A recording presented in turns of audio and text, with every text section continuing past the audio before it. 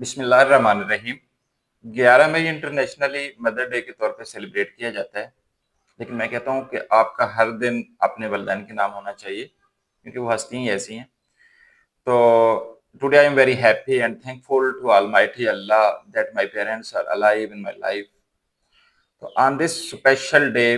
On this special occasion, میں اپنی ماں کی نظر ایک شیئر کرنا چاہتا ہوں۔ چلتی پھرتی ہوئی آنکھوں سے اذان دیکھی ہے، چلتی پھرتی ہوئی آنکھوں سے اذان دیکھی ہے، میں نے جنت تو نہیں دیکھی، ماں دیکھی ہے۔ یقین جانے آپ بہت خوش قسمت ہیں، لکی ہیں،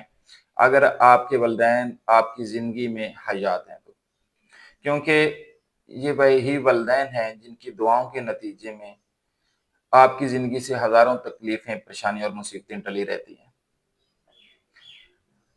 آپ کو پتہ ہے کہ اللہ پاک بہت بڑا انعام کرنے والی ذات ہے، اور اللہ پاک اپنے نیک اور معبود بندوں کو بہت بڑے انعام سے نوازیں گے، اور وہ انعام ہے جنت۔ اور اس جنت کو اللہ نے ماں کے پاؤں کے نیچے رکھا ہے، تو آپ اس سے ماں کی عظمت کا اندازہ لگا سکتے ہیں۔ میرے سے اگر سوال کیا جائے کہ آپ کے پاس دو چیزوں میں سے ایک کا انتخاب کرنا ہے، ایک طرف جنت ہے اور دوسری طرف ماں ہے، تو میں بغیر سوچے ماں کا انتخاب کروں گا، کیونکہ مجھے پتہ ہے اگر مجھے ماں مل گئی تو مجھے جنت بھی مل جائے گی، کیونکہ جنت تو ماں کے پاؤں کے نیچے ہے۔ تو آپ اپنے والدین کے ساتھ ہمیشہ شفیق و مہربان رہیں، ان کی صحت اور ان کی لمبی زندگی کے لیے دعائیں کریں،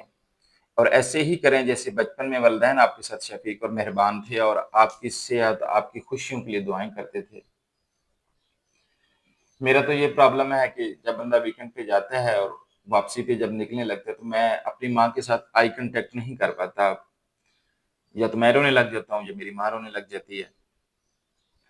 یا پھر جب کبھی بندہ کہہ دیتا ہے کہ امی دعا کر دینا،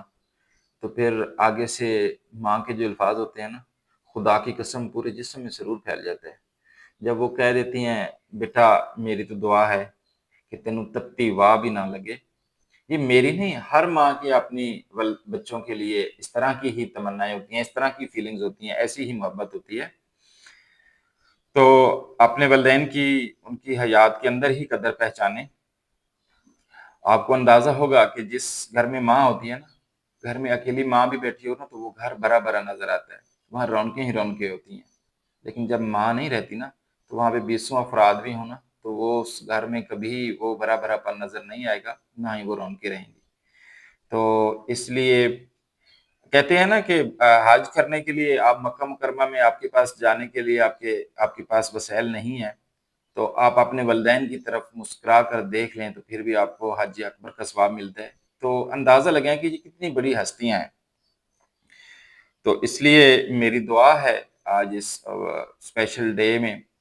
کہ اللہ پاک میرے والدین کو، آپ کے والدین کو، سب کے والدین کو صحت اور سلامتی کے ساتھ رکھے، ان کا سایہ تا دیر ہمارے سروں پہ قائم رہے،